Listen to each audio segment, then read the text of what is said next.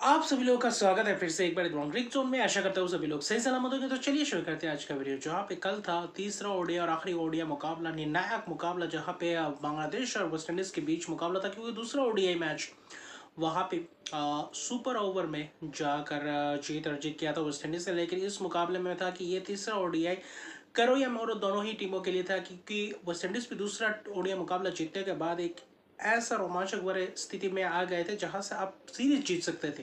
तो वहां पे बांग्लादेश भी पूरी तरीके से जोर और आजमाइश लगाते हुए दिखाई दिया इस मैच में। और जैसे कि पिच था, काली मिट्टी के पिच, स्पिनर्सों को मदद मिलता है, वही प्लेइंग 11 के साथ उतरे दोनों ही टीम जो दूसरे ओडीआई में उतरे थे। लेकिन वहां पे इस मुकाबले में कुछ अलग ही पैंतरा आजमाते हुए दिखाई दिए, क्योंकि स्पिनर शकील हुसैन और रोस्टन चेज जो पावर प्ले में गेंदबाजी किया था, उनके ऊपर करारा प्रहार करते हुए नजर आए दोनों ही बल्लेबाज सौम्य सरकार भी और सईद हसन, और वहां पे कारगर साबित हुए। क्योंकि ऐसे प्रदर्शन, अगर ऐसे सलामी बल्लेबाज ऐसे पिचेस पे अगर ऐसे प्रोएक्टिव बल्लेबाजी करते हुए नजर आते हैं, तो कहीं ना कहीं गेंदबाजों के ऊपर पूरी तरीके से आप पूरी तरीके से प्रेशर डालते हैं। और वहां पे पूरी तरीके से वो प्रेशर में दिखाई दी वेस्ट इंडीज के गेंदबाज, और वहां पे विकेट्स नहीं मिलने के कारण रन्स पूरी तरीके से निकलते गए, और वहां पे तेजी से रन्स बटोरे, क्योंकि पावर प्ले में ही 70-75 रन्स बन चुके थे, विकेट भी नहीं गंवाए थे। तो वहां पे ये एक इस मैच ने कहीं ना कहीं ये सीख जरूर दिलाया कि अगर आप प्रोएक्टिव और पावर प्ले में अच्छी खासी यूटिलाइज करते हैं बल्लेबाजी का, तो वहां पे आप ज्यादा डर कर ना भी खेले तो भी बेहतर रन बन सकते थे। और वही सौम्य सरकार और कहीं ना कहीं सईफ हसन युवा बल्लेबाज ने करके दिखाया।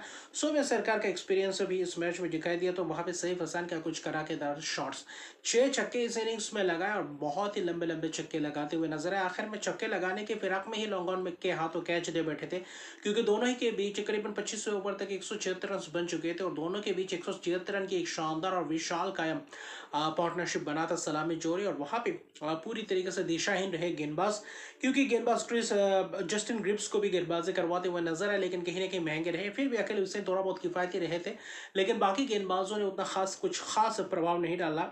और बेहतर मुझे लगता है स्पिनर्स गेंदबाजी करते हुए नजर आए अकेले हुसैन, लेकिन बल्लेबाजी ने आउट क्लास कर दिया था इस गेंदबाजी क्रम का। हालांकि 176 पे पहला विकेट गिरता है, फिर कहीं ना कहीं थोड़ा बहुत एक आध विकेट, कुछ जल्दी विकेट्स गिरते हैं, तो ही दिदोय का विकेट गिरता है, फिर कहीं ना कहीं सौम्य सरकार का विकेट गिरता है। तो वहां पे दो महत्वपूर्ण विकेट, 176 पे पहला विकेट सईफ हसन का, फिर सौम्य सरकार का विकेट गिरता है दूसरा विकेट। तो लगातार दो विकेट गिरने के बाद वहीं पे फिर एक पार्टनरशिप चाहिए, तो वहां पे नजमुल हसन साहतों ने बनाया रन्स। लेकिन कहीं ना कहीं वो जो सलामी जोड़ी के पीछे 176 रन थे, वहां पे 80 रन सईफ हसन ने बनाए थे, जहाँ पे से 72 गेंदों में 6 चौके 6 छक्के की मदद से जबरदस्त स्ट्राइक रेट, सौम्य सरकार 86 गेंद में 91 रन की एक शानदार पारी, शतक से चूक गए दोनों ही बल्लेबाज, बनना अच्छा खासा पारी को समेट सकते थे और भी बहुत बड़ा स्कोर बना सकते थे। तो 7 चौके 4 छक्के की मदद से कहीं ना कहीं 91 रन बनाए। लेकिन आखिर में शांतो ने भी आकर, हालांकि कॉटन बॉल हुई, अली कथनजर ने चलता किया था, लेकिन 44 रन महत्वपूर्ण रन बना गए, और उनके भी इनिंग्स में 3 छक्के जबरदस्त चेहरे, कहीं ना कहीं चौके नहीं लगाए लेकिन छक्के में तब्दील करते हुए नजर आए। तो कहीं ना कहीं एक अच्छे की पार्टनरशिप तो ही थी दो या शांतों के बीच। फिर विकेट्स थोड़ा बहुत, जब शांतों का विकेट्स गिरता है तो वहां पे माहिदुल, कहीं ना कहीं नासूम, कहीं ना कहीं रिशाद हुसैन, तो वहां पे कुछ विकेट्स गुच्छों में गिरते हुए नजर आते हैं। और वहां पे 46वें ओवर में वहां पे 3 विकेट गिरते हैं, और वही 3 विकेट कहीं ना कहीं अकील हुसैन चटकाते हुए नजर आते हैं। वहां पे सफल है अकील हुसैन, इशाद हुसैन को भी चलता है कि नासूम अहमद को भी, और कहीं ना कहीं वहाँ पे आपके माहिदुल इस्लाम को भी। तो कहीं ना कहीं वहाँ पे वो जो गुच्छों में विकेट चटका है, लेकिन फिर भी थोड़ा बहुत और 10-15 रन बन सकते थे, 300 प्लस रन बन सकता था। लेकिन कहीं ना कहीं आखिर में जाकर 295 रन तक, 96 रन तक बने 8 विकेट के नुकसान पे, क्योंकि वहाँ पे कुछ आखिर में थोड़ा बहुत विकेट्स गुच्छों में गिर गया था, तो वहाँ पे उस हिसाब से रन आखिर में नहीं आ पाए, लेकिन फिर भी ठीक ठाक रन्स बने थे। तो कुल मिलाकर देखें तो वही जो सलामी जोड़ी, जो 176 रन, जो तीसरे विकेट के लिए शांतो और तौहीद हृदय 50 रन की पार्टनरशिप, और आखिर में कहीं ना कहीं मेहदी हसन मिराज और नूरुल हसन सुहान ने कोशिश की थी एक केमियो पारी खेलने की, वहां पे सफल भी रहे और 296 तक बोर्ड पे लगा गए, और 297 रन का टारगेट था, जिसमें क्या हालांकि आकिल हुसैन जबरदस्त स्पेल किया, 10 ओवर 1 मिनट 41 रन 4 विकेट। तो कहीं ना कहीं आकिल हुसैन ने अपना पूरी तरीके से बखूबी काम निभाया। खैरी पेरे भी ठीक ठाक गेंदबाजी कर रहे थे, विकेट लेस रही, लेकिन बाकी गेंदबाज थोड़ा बहुत महंगे रहे।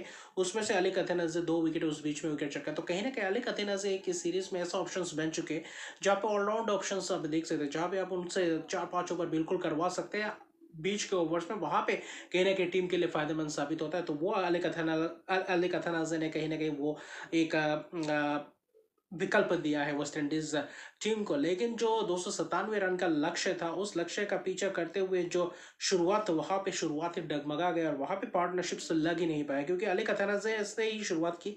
एलबीडब्ल्यू का शिकार वहां पे नसूम अहमद ने चलता किया, फिर ब्रेंडन किंग, खूबसूरत अंदाज में ब्रेंडन किंग को बोल्ड किया नसूम अहमद, तो वहां पे नसूम अहमद ने कहर बरपाया हुआ था। तो बीच में बाकी रिशाद हुसैन भी आए थे वहां पे। आखिर में तनवीर इस्लाम जबरदस्त किफायती स्पेल्स किया, यानी कि विकेट अंतराल में गिरते गए, पार्टनरशिप्स लगने ही नहीं दिया और वहां पे फिर से कोलैप्स कर गई आपके वेस्ट इंडीज की टीम। क्रिस ग्रीव्स ने जस्टिन ग्रीव्स ने कहीं ना कहीं वहां पे कोशिश की थी। अखिल हुसैन अगर आखिर में केमियो पारी खेलते 27 रन, बल्लेबाजी में भी गेंदबाजी में योगदान दिया, लेकिन वो जो टॉप ऑर्डर के बल्लेबाज, चाहे शे हो चाहे हकीम ऑगस्टी, एलबीडब्ल्यू के शिकार तनवीर इस्लाम, क्या खूबसूरत कैच पकड़ा किसी कार्टे का शांतों ने। फिर कहीं ना कहीं वहां पे शे होप, शेफर्ड नदरफोर्ड भी कहीं ना कहीं मेहदी हसन मिराज जबरदस्त कैच पकड़ते हुए नजर आए मिड ऑन में। तो वहां पे कोशिश की थी, लेकिन वो कोशिश भी, वो प्रयास दिखा तो, लेकिन कहीं ना कहीं वहां पे नाकाम रहे, क्योंकि आप 30.1 ओवर में ऑल आउट हो जाते 117 रन पे, सिर्फ और सिर्फ, जहां पे आप 297 रन की पीछा करें।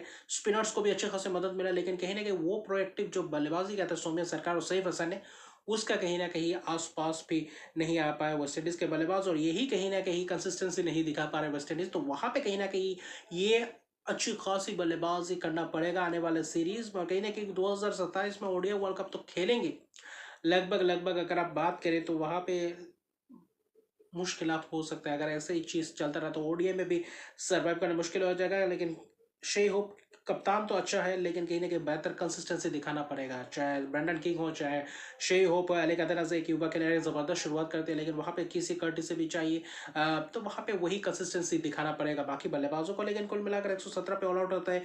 100 वहां बाद में देखे तो 79 रन की एक जबरदस्त जीत, विशाल कायम जीत बांग्लादेश द्वारा, ये दूसरा सबसे बड़ा मार्जिन से जीता है मैच बांग्लादेश, खासतौर पर वेस्ट इंडीज के खिलाफ। उससे पहले आयरलैंड के खिलाफ 180-85 के करीब जीते थे। तो कहीं ना कहीं जबरदस्त जीत, 2-1 से सीरीज अपने नाम करते हैं, जहाँ पे 3 विकेट नसूमा में 6 ओवर 1 मिनट 11 रन, 3 विकेट, उम्दा किस्म के लाजवाब प्रदर्शन। रिशाद हुसैन हर मैच में विकेट चटकाते हुए नजर आए। इस मैच में भी आखिर थोड़ा बहुत महंगे रहे थे, लेकिन तनवीर इस्लाम 8 ओवर 16 रन 2 विकेट, तो एक्सपीरियंस काम आया। स्पिनर्स ने पूरी तरीके से जकड़ और पकड़ के रखा, और कप्तान ने भी हाथ में हाथ बटाया, जिसमें से 2 विकेट उनको भी मिला। तो कहीं ना कहीं स्पिनर्स ने ही काम तमाम कर दिया। तो वहां पे आपके तेज गेंदबाज का कोई विकल्प तो था, लेकिन इस्तेमाल करने का कोई ज़रूरत ही नहीं पड़ रहा मुस्तफिजुर रहमान का। तो वहाँ पे लाजवाब जीत, जो दूसरे मैच में हारने के बाद एक अच्छी खासी वापसी करना, ये भी एक लाजवाब। और जहाँ पे ऐसे पिचेस में आकर ऐसे आक्रामक शुरुआत, तो और भी ज़बरदस्त बल्लेबाजी का मुजाहरा देखते हुए नजर आए। कहीं ना कहीं बांग्लादेश को इस तरीके से ही कंसिस्टेंसी लाना पड़ेगा, ऐसे नहीं कि एक मैच में आकर ज़बरदस्त रन बनाए और दूसरे मैच में आकर कोलैप्स हो जाए, तो वहाँ पे कंसिस्टेंसी भी लाना पड़ेगा। तो वो एक देखना पड़ेगा, दोनों ही टीमों में थोड़ा बहुत इंप्रूवमेंट लाना पड़ेगा। बाकी बांग्लादेश 2-1 से जबरदस्त सीरीज जीता है, जबरदस्त वापसी किया है। अभी T20 सीरीज की शुरुआत होगा, जहाँ पे 3 T20 मैचेस, जहाँ पे लिटन कुमार कहीं ना कहीं कप्तानी करते हुए नजर आएंगे, और T20 सेटअप उनका अलग ही है। तो वहाँ पे भी सईफ हसन कैसे बल्लेबाजी करते हुए नजर आते हैं, वहाँ पे निगाहें रहेंगे, क्योंकि वहाँ पे 3 T20 मैच, जहाँ पे आप वेस्ट इंडीज को दरकिनार नहीं कर सकते, क्योंकि T20 में वेस्ट इंडीज तो कुछ अलग ही प्रकार के वेस्ट इंडीज देखने को मिलते हैं। लेकिन क्या इस वेस्ट इंडीज टीम में दम है T20 सीरीज में भी ऐसे ही आक्रमण और कहीं ना कहीं ऐसे ही मुकाबला करने के लिए बांग्लादेश के खिलाफ और बांग्लादेश के इस मैदान में, क्योंकि बाकी तीनों T20 मैचेस चट्टोग्राम में होगा, तो वहाँ पे कुछ पिचेस अलग है। इससे अच्छा और इससे बेहतर ही पिच मिले तो बेहतर रहेगा, क्योंकि T20 का मैच है और वहाँ पे आप थोड़ा बहुत रन्स देखना चाहते हैं, बैट और बॉल की लड़ाई देखना चाहते हैं, तो वहाँ पे पिच बेहतर रहना ज़रूरी है। अगर ऐसे ही काली मिट्टी की पिच हो तो वहाँ पे थोड़ा बहुत मुश्किल होगा। चट्टोग्राम में अमूमन देखते हैं तो T20 में या फिर पिचेस थोड़ा बहुत रन्स होते हैं, थोड़ा बहुत फ्लैटेस्ट पिच मिलने की आशंका है, लेकिन मैच जब शुरुआत होगा तब पता चलेगा, क्योंकि उससे पहले बीपीएल में भी आपके मीरपुर में बेहतर पिच था, लेकिन इस सीरीज में कुछ काली मिट्टी की पिच, कुछ बहुत ही खराब समय कहूंगा पिच था। लेकिन 179 रन की एक जबरदस्त जीत, और बांग्लादेश 2-1 से अपने सीरीज जीते हैं, ओडीआई सीरीज अपने घर में। तो जबरदस्त ये सीरीज रहा है और रोमांचक बराबर रहा है। आखिरी ओडीआई खासतौर पर बांग्लादेशी बल्लेबाजों के लिए बेहतर रहा है। तो अभी के लिए इतना, चैनल को सब्सक्राइब कर दीजिए, मेरे चैनल को सब्सक्राइब कर दीजिए, लाइक कमेंट जरूर कीजिए। तब तक के लिए गुड बाय।